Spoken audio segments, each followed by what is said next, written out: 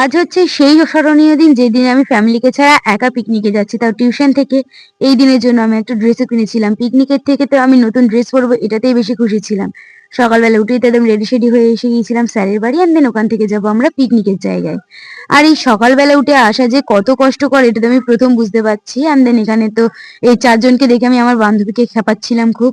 আর তারপরে তো আমরা সকালবেলা টিফিন করে নিলাম। আর তারপর না জানি এখান থেকে কোথা থেকে একটা ফুল তুলে এনেছে। বাট যেখানে আমাদের পিকনিক হচ্ছিল জায়গাটা খুবই সুন্দর ছিল। আমার তো বেশ পছন্দ হয়েছে। হ্যাঁ, ওখানে গিয়ে মনে হচ্ছিল যে না সত্যি পিকনিকে এসে ভালোই করেছি। তো এখানে তারপরে শুরু হলো ধুম মাচালে ডান্স যেখানে আমি নাচ করিনি কারণ ওখানে প্রচন্ড ধুলো উঠছিল সেইজন্য।